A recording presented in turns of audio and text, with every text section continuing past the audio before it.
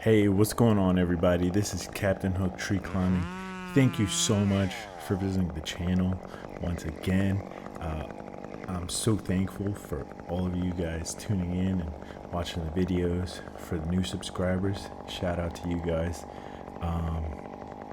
Here is a continuation from about 2 or 3 weeks ago, something like that, and we're basically cutting down 3 Norway maples and an ash tree here. And it's a bit, a bit complex. Nothing is ever easy. It's always easier said than done.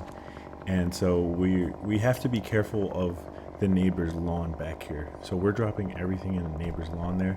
So we got to be careful. We got to make sure that we are taking our time and we're not just gonna gouge their lawn, because that's just unacceptable.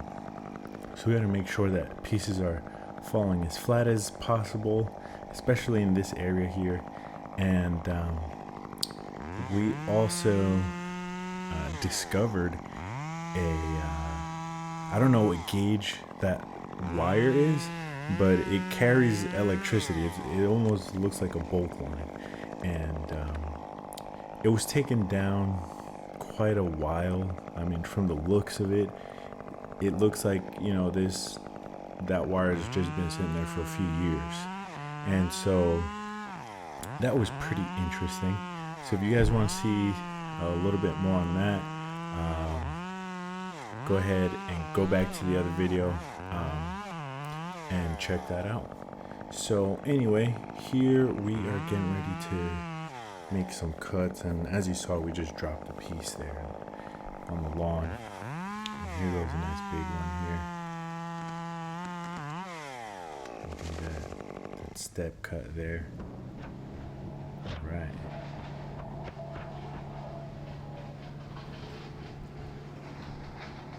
So, a little bit on this machine. So this machine is very slow, and on top of that, it's not like a bucket truck how you have hydraulic controls and you can modulate that control very precisely. So if you want to approach something like smoothly and very precise, you can do that with a bucket truck because it has the hydraulic controls.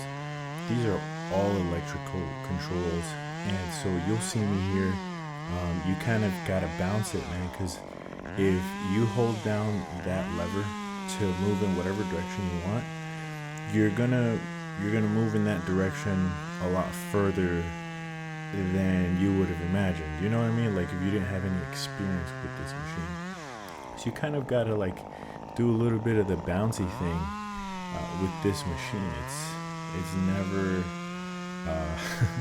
it's never so easy. You know what I mean? Like how I said earlier, it's always easier said than done. And so here I'm having a little bit of chainsaw trouble. My chainsaw's not all that sharp. Probably should have put a little edge on it before I head up into this tree. I mean, it wasn't terrible, but I took my chances anyway. Here I just want to point your attention to that cable. You see that wire there? It's super thick, and wow, it's just incredible how there was a transmission line running right through where these trees are. I'm pretty sure they were kept away from the wire and whatnot. But anyway, like the electric company just left it there for us to pretty much just to deal with. I don't know what they were thinking. Like, what's the deal with this cable? And so this cable actually even stretches out past this the ash tree on the other side there. And so it was just really interesting to see like what's going on here. You know what I mean? Like you can just use your imagination and kind of think of what happened.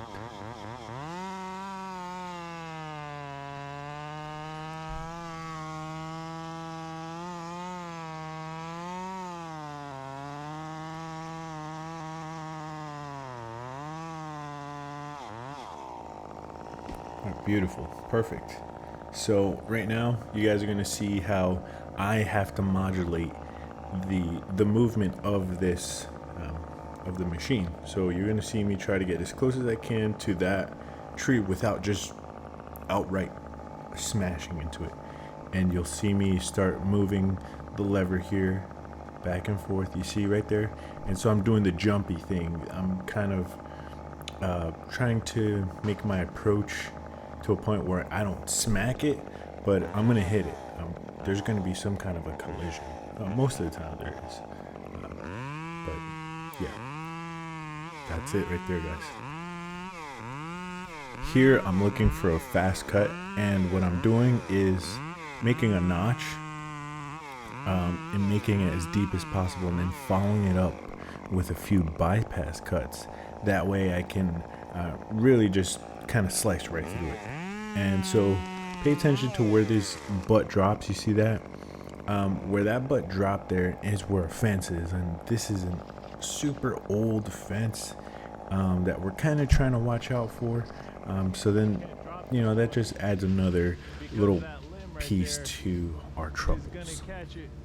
All right, so the problem that we're having here, and I'm trying to point out here, is that the Norway maple is growing into and on top of that ash tree there, one of the leads coming off the ash tree. And so what happens is you kind of got this interlocking situation going on. And so if I were to just cut the Norway maple and let that branch fall, the butt would fall kind of towards that part where they're interlocked, and the tip will fall backwards towards me, towards the shed. Might hurt me, I don't know. There's a possibility that something might go wrong, and it's to a degree that I'm just uncomfortable with, and just want to mitigate it by heading over there and just cutting that ash tree first. And you'll see how well they were interlocked. Like, just take a look.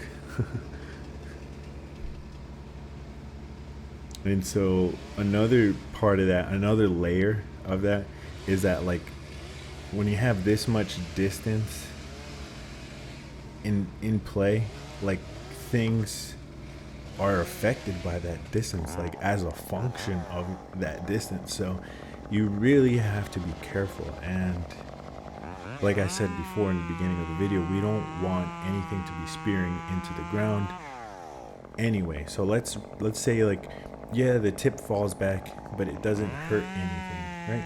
But it's still reckless, and it puts a hole in the neighbor's yard. I mean, it's unacceptable. So we gotta kind of try to begin to think of different ways to mitigate that. And this is how we do it, man. This is it. So here, you see that's how interlocked they were. Like, it was a good reason to, you know, kind of be on your toes about it. Predictability is safety, so let's try to be a little more predictable. So here, what I'm trying to point out here is that I'm on battery power now, and this machine has that capability from running on the battery versus a diesel engine. And the biggest difference that you're going to see is in performance, and very specifically how fast it moves. So the machine already is kind of slow. When you're on battery power, it's just it is extremely slow. And so here I kind of misjudged the distance, because I'm kind of used to that the engine power moving me in the direction that I want at a certain speed, you know what I mean? So it kind of just begins to mess with you a little bit while you're up there. That's one of the drawbacks of it. However, it is there are some pros to it, and one of them is that it doesn't make any noise. It's so quiet, it's silent, and all you're doing now is able to communicate able to kind of just organize your guys around you a lot better.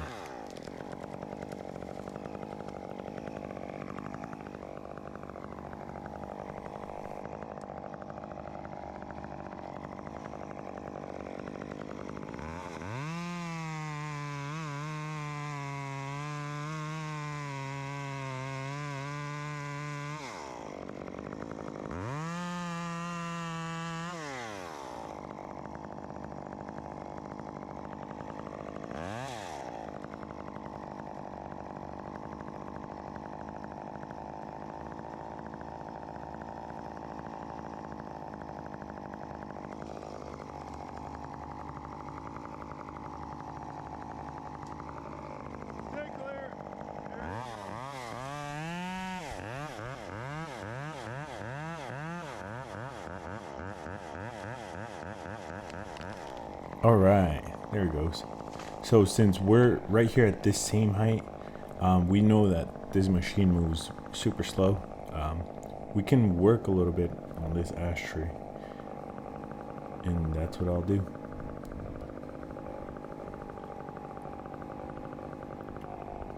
So we're able to just cut a little bit out of it here, and then we'll return back to Norway maples.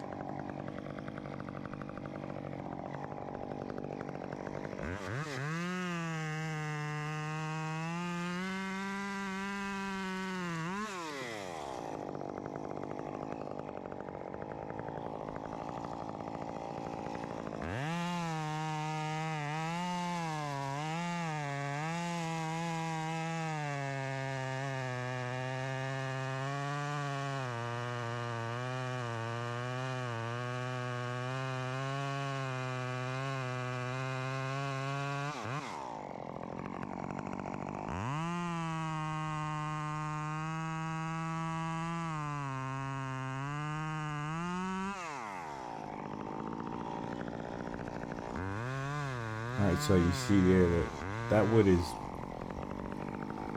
pretty, it looks intact to me. And it's not something that you climb on, I'm not trying to say that either, but yeah, this ash tree is not, it's no sleeper. So a nice little notch there. Go ahead and finish it up.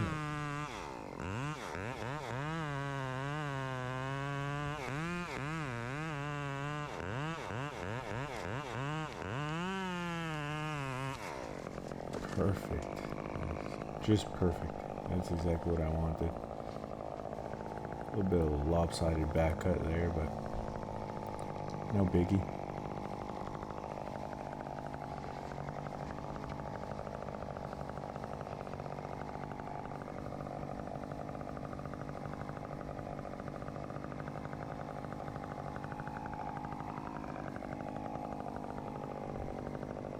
Look at all these woodpecker holes, man.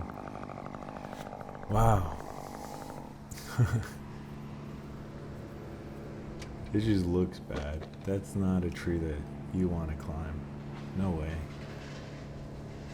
But yeah, anyway. Let's move back over here to the first Norway maple.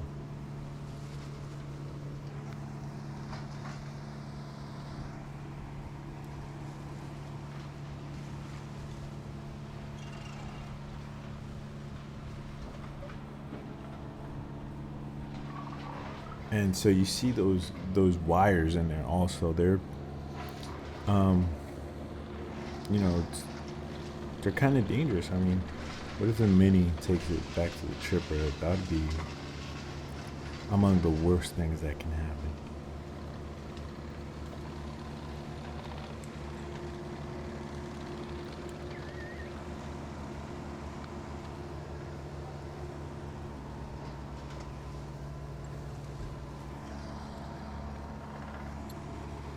And so here, what I'm about to do is put a notch in there, but it's gonna leave a nub.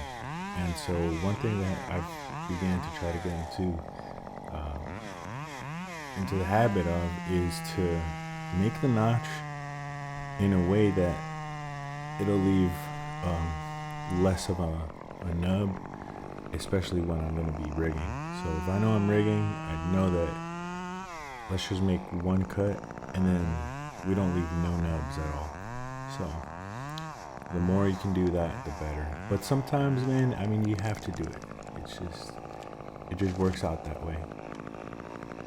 Here's an example. So let's say that I rig a branch out and then it gets caught on this nub. And now let's also think about, let's say I'm in the machine. So I can come down on the machine kind of slowly, right? Because the machine's a bit slow, but we get there. And we can dislodge the branch or whatever, and we get it unstuck. And, we can move on, right? But now let's add another example to it. And let's say this time we're actually climbing. And let's say that we're up about 20, 30 feet from where this nub is. Now we have to rappel all the way back down, take the branch out of this union, get it, loose and down to the ground, right? That right there is a huge problem, because then you have to climb all those 20, 30 feet back to where you were just at. You know what I mean? So it creates a problem that can easily be solved, can be avoided altogether. Just clean up the nubs, especially the low ones.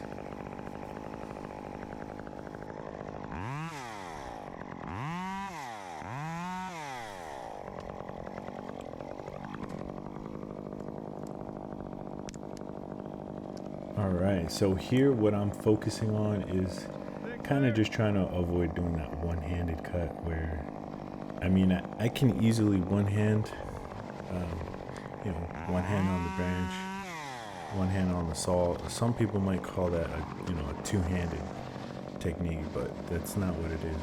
What I'm doing here is basically two hands on the saw and then making my snap cut, putting the saw down, then snap cutting it or snapping the branch, throwing it, right? And that would be the best way to go about doing your work. So it's not always one-handed cuts. I know a lot of people use one-handed cuts, and I understand that. I one-hand cut as well. It's not just limited to other people. I do it myself, but I'm not always one-hand cutting. I'm not going through an entire tree using one-handed cuts. It's reckless. It's not necessary most of the time. So make sure that you put two hands on them saws, guys. Thank you so much for visiting the channel. And until next time, y'all, have a great rest of your weeks. Stay tuned for that giveaway. We're going to be putting it together here pretty soon. And till then, peace out.